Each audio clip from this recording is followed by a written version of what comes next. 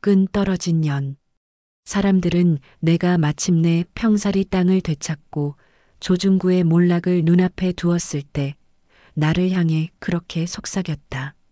최씨 가문의 끈, 그 복수의 실타래가 이제야 풀렸다고.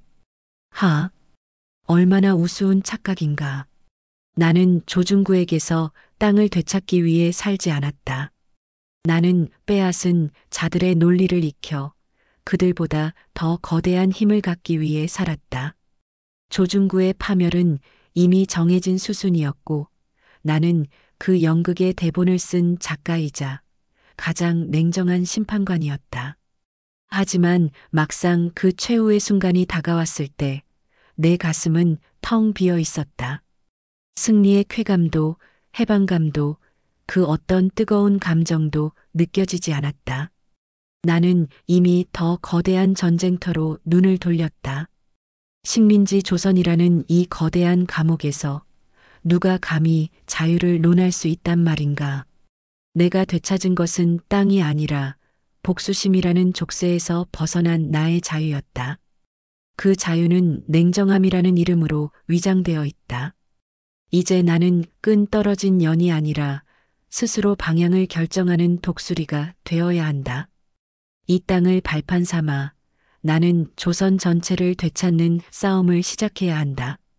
이 싸움은 재산을 불리는 싸움이 아니라 재산을 던져넣는 싸움이 될 것이다. 나는 길상을 보았다. 그는 여전히 평사리의 자연과 인간에게 뿌리 내리고자 한다. 나는 그를 이해하지만 동의할 수 없다. 우리가 발을 딛고 있는 이 땅 자체가 일본의 칼날 위에 놓여 있는데 어찌 자연의 아름다움만을 노래할 수 있단 말인가. 나의 사랑, 나의 남편인 그가 나의 가장 큰 약점이 될까 두렵다.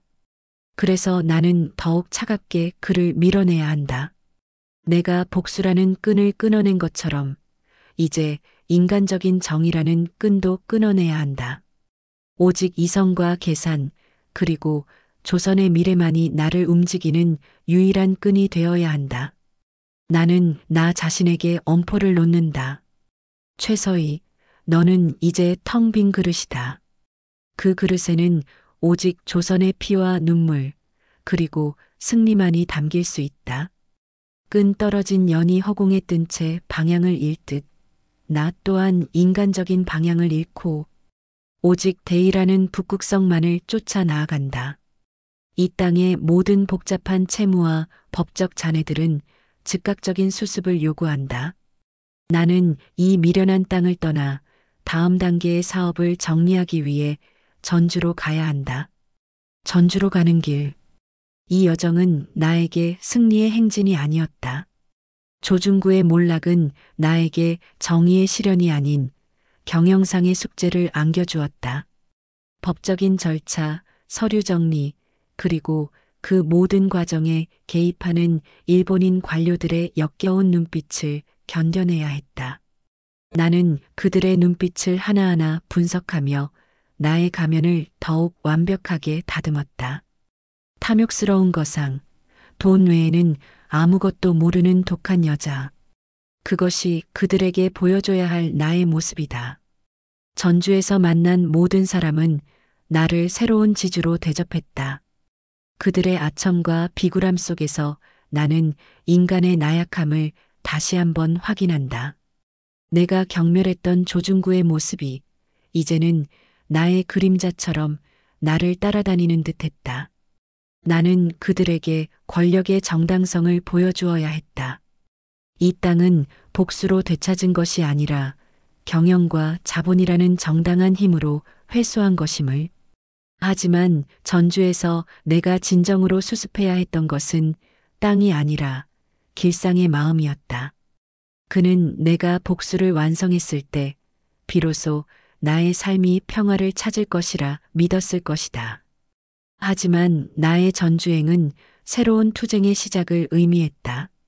나의 모든 움직임이 단순한 복수가 아니라 조선의 해방을 위한 거대한 작전의 일부라는 것을. 그를 지키기 위해 나는 가장 잔인한 거짓말을 선택해야 했다. 나는 아직 목마르다.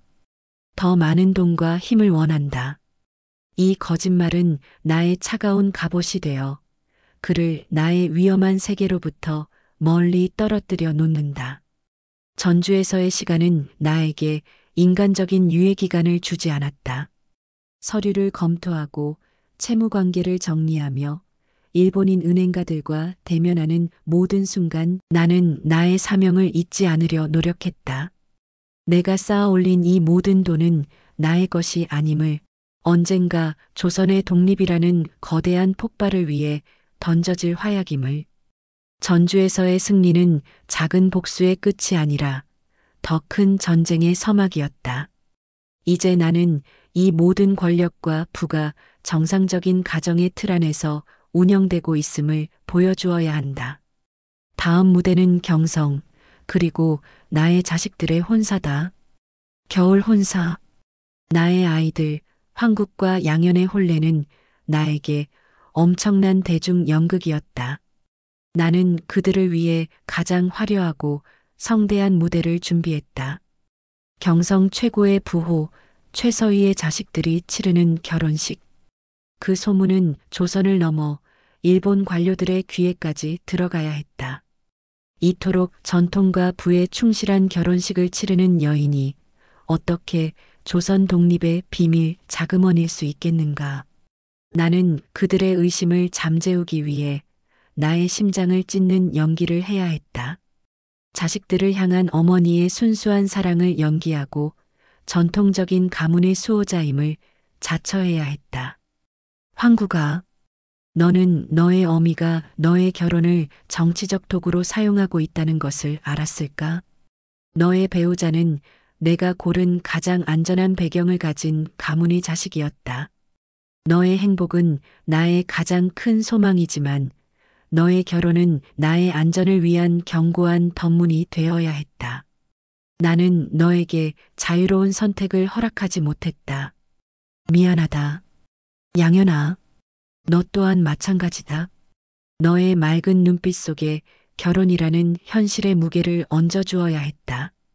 이로써 나는 안정된 가정을 가진 지극히 정상적인 부호의 이미지를 구축했다. 하지만 결혼식이 끝난 후 나의 마음은 가장 깊은 겨울 속에 갇혀 있었다. 나는 아이들의 진정한 행복을 축복하기보다 나의 완벽한 위장술에 안도하고 있었다. 나는 어머니로서의 나를 잃고 투쟁의 설계자로만 존재하고 있었다. 혼사는 축복이 아니라 희생이었다. 아이들의 순수한 사랑을 나에 대해 아래에 묶어두는 잔인한 희생. 나는 이 결혼을 통해 조선 독립의 자금을 가장 안전한 가문의 테두리 안에 숨겨두는데 성공했다. 결혼식의 화려한 불빛은 나의 고독한 어둠을 더욱 깊게 만들었을 뿐이다. 나의 존재 이유를 증명할 다음 신호가 오기를 기다린다. 그리고 마침내 그가 온다. 그가 왔다. 상해에서 온 사람. 장혁. 그가 나의 서재로 걸어 들어왔을 때 나는 나의 운명이 가장 극적인 전환점을 맞이했음을 직감했다. 그 전까지 나의 삶은 복수와 축제라는 개인적인 영역에 머물러 있었다면 이제부터는 조선의 역사라는 거대한 경랑 속으로 뛰어들어야 했다. 그의 눈빛은 뜨거우면서도 날카로웠다. 수많은 피와 절망, 그리고 불가능해 보이는 희망을 목격한 사람의 눈빛이었다. 그는 나에게 밀서를 건넸다. 그 안에는 조선의 독립을 위한 가장 치밀하고 위험한 설계도가 담겨 있었다. 그리고 그 설계도의 가장 중심부에는 나의 돈, 최서희의 자본이 필요하다고 적혀 있었다. 최마님, 저희는 마님의 재산이 아니라 마님의 지혜와 배포가 필요합니다. 그의 말은 나의 심장을 꿰뚫었다. 나는 단순히 돈주머니가 아니라 작전의 설계자로 인정받은 것이다. 그 순간 나의 수십 년간의 고독한 투쟁이 정당성을 얻는 듯한 전율을 느꼈다. 나는 그에게 나의 모든 것을 걸기로 결정했다. 내 재산, 내 명예, 그리고 어쩌면 내 목숨까지도. 그는 나에게 조선의 미래를 보여주었고 나는 그에게 내 모든 현재를 내어주었다. 우리는 길고도 침묵하는 대화를 나누었다. 돈의 흐름, 일제의 금융 시스템의 허점, 만주와의 연락망 구축. 나는 그 모든 것을 가장 냉정한 사업 계획처럼 분석하고 검토했다. 장혁은 상해에서 가장 위험한 불꽃을 가져왔다. 그 불꽃은 나의 자본이라는 화약고에 점화될 운명이었다. 그와의 만남 이후 나의 삶은 완전히 다른 궤도에 올랐다. 나는 더 이상 최치수의 딸이나 길상의 아내가 아니었다. 나는 조선의 독립을 위한 거대한 비밀 조직의 심장부가 된 것이다. 이제 나는 두 개의 삶을 살아야 한다. 낮에는 일제의 군수 물자를 대는 탐욕스러운 거상으로, 밤에는 조선의 해방을 위해 자금을 돌리는 냉철한 설계자로. 나의 역할은 정해졌다. 하지만 이 새로운 사명은 가장 사랑하는 존재와의 단절을 요구한다. 별빛이 쏟아지는 밤. 길상은 나의 곁에 누워 있지만 나는 그에게서 가장 멀리 떨어져 있다. 그는 아마 평화로운 잠을 자고 있을 것이다. 그의 영혼은 여전히 순수하고 깨끗한 예술가의 것이기에. 하지만 나는 잠들 수 없다. 나의 머릿속은 돈의 흐름, 밀서의 내용, 그리고 다가올 위험으로 가득 차 있다. 별빛이 너무나 아름답다. 그 아름다움이 나를 더욱 고독하게 만든다. 나의 삶은 이제 투쟁이라는 가장 잔인한 연극의 한 장면이기 때문이다. 서희, 당신은 이제 무엇을 원하는 것이오? 길상이 나에게 물었을 때 나는 가장 잔인한 거짓말을 해야 했다. 더 큰 돈, 더 많은 힘. 나는 나의 힘으로 이 세상을 움직이고 싶소. 그의 얼굴에 스치고 지나가는 실망감과 고통을 나는 보았다. 그 고통이 나에게 가장 아픈 채찍이 되었지만 나는 이 고통을 견뎌야 한다. 내가 진실을 말하는 순간 그의 순수한 영혼은 내가 끌어들인 위험한 그림자에 물들게 될 것이기 때문이다. 사랑하는 길상, 나의 모든 인간적인 애정은 너에게 향해 있다. 하지만 너의 안전을 위해 나는 나의 사랑을 독처럼 위장해야 한다. 나는 너에게 증오의 감정을 심어주어 너 스스로 나에게서 멀어지도록 유도해야 한다. 이것이 내가 너를 지키는 유일한 방법이다. 별빛이 쏟아지는 밤, 나는 나의 심장이 갈기갈기 찢기는 소리를 듣는다. 나는 이 밤하늘의 별빛을 올려다보며 나의 결의를 다진다. 길상아, 조금만 기다려다오. 조선이 자유를 얻는 그날, 나는 너에게 돌아가 너의 품에서 비로소 인간적인 최서희로 잠들 것이다. 나는 그에게서 돌아섰고 밀서를 다시 꺼내든다. 이제 감정을 잊고 실제적인 행동에 착수할 때다. 밀령의 첫 단계는 그들을 옥에서 꺼내는 것이다. 옥문을 나서는 사람들. 그들의 얼굴에는 길고 고통스러운 시간의 흔적이 고스란히 남아 있었다. 그들은 조선의 양심이며 꺼지지 않는 불꽃이었다. 그들의 추록은 단순한 해방이 아니라 조선 독립운동의 재점화를 의미했다. 그리고 그 불꽃을 다시 지피는데 나의 돈이 사용되었다. 나는 그들의 추록을 위해 수많은 흥정을 해야 했다.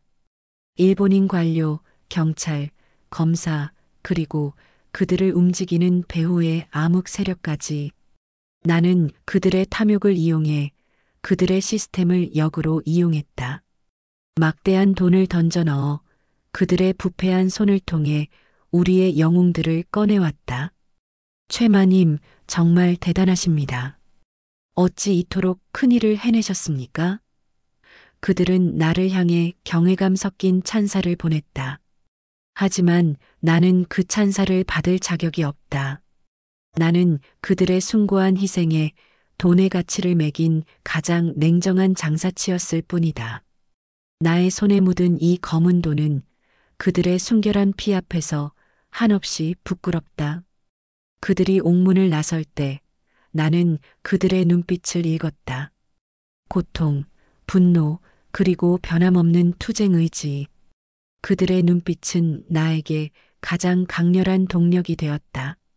추록한 그들을 안전하게 조직의 거점으로 인도하고 그들의 재활과 새로운 투쟁을 위한 모든 자금과 정보를 제공하는 것. 그것이 나의 임무였다. 나는 그들 앞에서 나의 정체를 숨겨야 했다. 나는 그들에게 친일 거상의 얼굴로 다가가야 했다. 그래야만 그들이 움직이는 자금에 대한 일제의 감시가 느슨해질 것이기 때문이다. 추록은 나에게 새로운 위험을 안겨주었다. 그들의 존재 자체가 나를 일제의 심장부에 더욱 깊숙이 연결시켰다. 나는 이제 돌이킬 수 없는 강을 건넜다. 나의 안전은 이제 조선의 독립과 완벽하게 일치하게 되었다. 나는 그들의 눈을 피해 다시 서재로 돌아온다. 그들을 꺼낸 것은 시작일 뿐, 이제 실제적인 명령을 수행해야 한다. 밀령. 장혁이 나에게 전한 그 명령은 나의 삶을 규정하는 가장 무거운 족쇄이자 가장 빛나는 명예였다. 그 명령은 단순한 자금 지원을 넘어섰다. 나는 조선 독립을 위한 거대한 군자금의 중앙은행이 되어야 했다. 나의 임무는 돈의 흐름을 통제하는 것이었다. 일제의 금융 시스템을 역이용하여 그들이 가장 민감하게 반응하는 군수, 산업과 금융시장에 나의 돈을 침투시켜야 했다. 겉으로는 일본 제국주의의 가장 충실한 사업 파트너로 위장하면서 속으로는 그들의 자금을 빨아들여 만주와 상해의 독립군에게 보내야 했다. 이 밀령은 나의 모든 지혜를 요구했다. 탐욕스러운 마에다 상해를 상대하고 권력의 굶주린 오가타 지로를 이용하며 조선인 사업가들 사이의 경쟁과 불신을 관리해야 했다. 모든 것이 위험한 줄타기였다. 단 하나의 실수가 나의 파멸을 넘어 조선 독립운동 전체의 붕괴를 초래할 수 있었다. 밀령의 가장 핵심적인 내용은 만주와 경성의 동시다발적인 작전에 필요한 최종 자금을 특정 시점에 정확하게 전달하는 것이었다. 타이밍. 그것이 모든 것을 결정하는 열쇠였다. 너무 일러도 안 되고 너무 늦어도 안 된다. 나는 자금의 흐름과 정세의 변화를 동시에 읽어내는 냉정한 기계가 되어야 했다. 밀령을 받은 날부터 나는 더 이상 최서희가 아니었다. 나는 조선의 미래를 짊어진 단 하나의 무기가 되었다. 나의 모든 사소한 행동 하나하나가 조선의 운명을 결정하는 중대한 결정이었다. 이 밀령은 나에게 궁극적인 시험대를 안겨주었다. 나는 이 시험을 반드시 통과해야 한다. 그리고 오늘 이 밀령을 지휘하는 이동진 선생과 그의 딸을 직접 마주해야 하는 순간이 다가왔다. 이동진 선생과 그의 딸. 그들의 재회는 기쁨이 아니라 시대의 비극을 증명하는 날카로운 초상화였다. 선생은 옥에서 나왔으나 그의 삶은 이미 옥살이 그 자체였다. 그리고 그의 딸은 아버지를 기다리는 일로 자신의 청춘을 모두 소진했다. 나는 그들을 보며 나의 아들, 황국을 떠올린다. 나는 황국을 독립운동이라는 불길 속으로 밀어넣은 어머니다. 선생의 딸이 아버지의 신념을 기다렸다면 나의 아들은 어머니의 의지를 따라 스스로의 운명을 개척했다. 나는 그에게 가장 좋은 환경을 제공했지만 가장 위험한 길을 걷도록 허락했다. 나의 죄책감은 태산과 같다. 이동진 선생은 밀령의 지도자이며 나는 그 밀령을 수행하는 자금의 심장이다. 선생은 나에게 조선의 미래라는 숭고한 짐을 나누어 주려 했지만 나는 안다. 이 짐은 나의 자본의 무게만큼이나 차가운 피를 요구한다는 것을. 부녀의 관계. 선생은 딸에게 아버지로서의 미안함과 동지로서의 고마움을 동시에 느낄 것이다. 나는 어머니로서의 책임감과 투쟁의 동지로서의 냉정함 사이에서 끊임없이 흔들린다. 나는 그들에게 아무 말도 해줄 수 없다. 나의 진심은 친일파 거상이라는 위장막 속에 숨겨져 있기 때문이다. 나는 그들에게 차가운 후원자의 모습으로 다가가야 한다. 그래야 그들이 나의 위험한 역할을 눈치채지 못할 것이다. 이 분열을 볼 때마다 나의 가슴은 갈기갈기 찢긴다. 그들의 고통은 나의 고독한 투쟁을 정당화하는 가장 뜨거운 이유가 된다. 나는 개인의 슬픔을 넘어 민족의 슬픔을 짊어진 부모와 자식들의 모습을 본다. 나는 그들의 희생이 절대 헛되지 않도록 나의 모든 것을 바쳐 이 밀령을 완수해야 한다. 아버지와 딸, 그리고 어머니와 아들. 이 비극적인 시대에 우리는 운명이라는 이름 아래 가장 잔인한 역할을 부여받았다. 이제 그들의 희생을 헛되지 않게 할 실제적인 흥정의 장으로 발을 옮긴다. 오늘도 나는 저들의 얼굴 앞에서 가장 두꺼운 가면을 쓴다. 마에다 상회의 늙은 사장, 그리고 그 뒤에서 냄새를 맡는 오가타지로. 그들이 내게 보이는 탐욕과 비굴함은 내가 그들의 약점을 쥐고 있다는 가장 확실한 증거다. 흥정. 그것은 심리전이며 탐욕의 교환이다. 나는 돈을 던지고 그들은 정보와 군수품을 던진다. 그들은 내가 단순히 돈에 미친 조선의 거상이라고 생각한다. 좋다.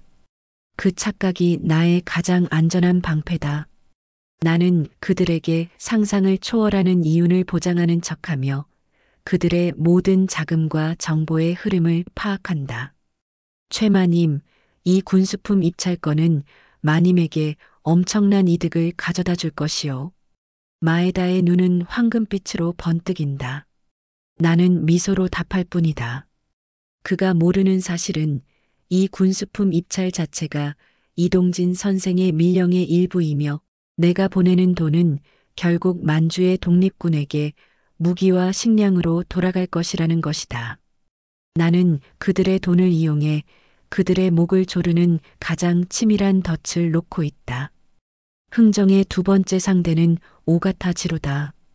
그의 약점은 권력에 대한 갈망과 비자금에 대한 집착이다. 나는 그에게 내부 고발자의 역할을 맡긴다.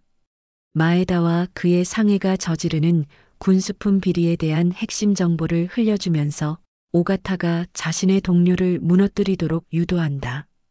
일본 관료들 사이의 불신과 분열이야말로 내가 가장 저렴한 가격에 얻는 최고의 이윤이다. 나는 이 흥정에서 나의 여성적인 매력까지도 무기로 사용한다.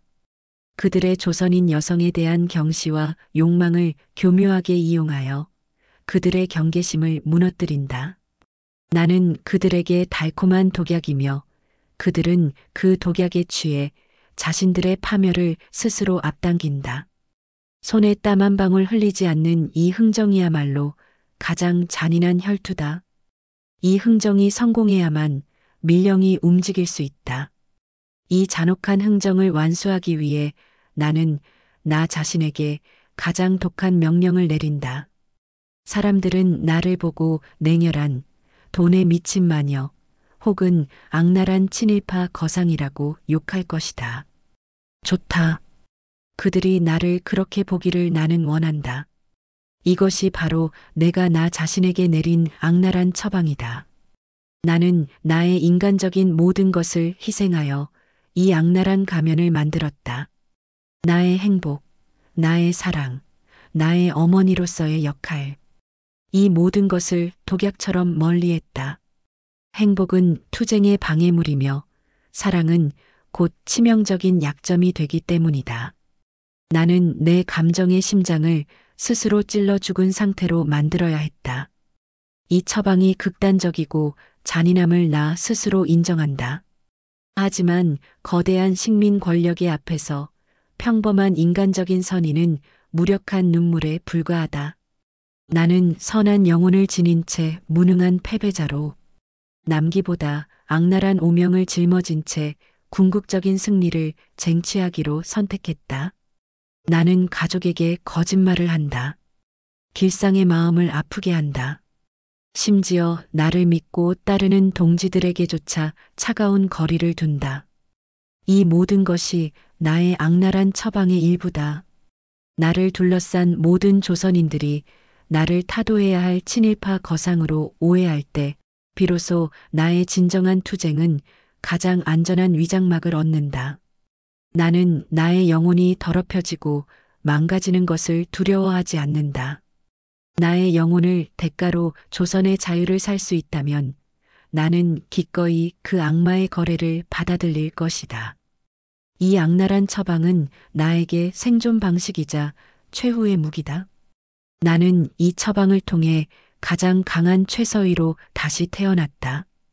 그리고 이 처방의 정당성은 내가 구원해야 할 조선의 가장 낮은 곳의 현실에서 찾아진다. 이미와 칠수, 그들의 이야기는 내가 왜 이토록 잔인하게 돈을 모으고 투쟁하는가에 대한 가장 명확한 답이다. 만세운동 이후에도 조선인 내부의 차별은 여전하다. 백정이라는 굴레. 그 굴레는 일제의 핍박만큼이나 깊고 질기다. 그들은 교회에 가서 예수를 믿으려 했으나 동포인 신자들조차 그들을 동등한 인간으로 받아들이지 않았다지. 이것이 조선의 현실이다. 겉으로는 단결을 외치지만 속으로는 계급과 신분이라는 낡은 사슬에 묶여 있다. 내가 진정으로 원하는 조선의 독립은 단순히 일본인 없는 세상이 아니다. 그것은 조선인 모두가 평등하고 존엄한 인간으로 살아갈 수 있는 세상을 만드는 것이다. 나는 지주 계층의 딸로 태어났다. 나의 복수는 조선 사회의 기득권을 되찾는 것으로 보일 수 있다. 하지만 아니다. 내가 지금 모으는 이 검은 돈은 훗날 조선의 계급 사회를 부수고 그들을 억압하는 모든 굴레를 끊어내는 쇠사슬 절단기가 되어야 한다. 나는 돈이 가진 가장 냉혹하고도 강력한 평등의 힘을 믿는다. 돈 앞에서는 양반과 백정의 구별이 사라진다. 내가 그들의 고통을 완전히 이해할 수는 없겠지만 나는 나의 돈과 힘으로 그들의 고통을 끝낼 수 있다. 칠수와 이미의 눈물, 그들의 절망이야말로 나의 악랄한 처방을 정당화하는 가장 뜨거운 이유가 된다. 내가 무너진다면 이들은 영원히 굴레에서 벗어날 수 없을 것이다. 나의 투쟁은 조선의 해방을 넘어 인간의 해방을 위한 것이어야 한다. 그러나 이 막중한 사명을 짊어지기 위해 나는 나의 인간성을 완전히 비워내야만 했다.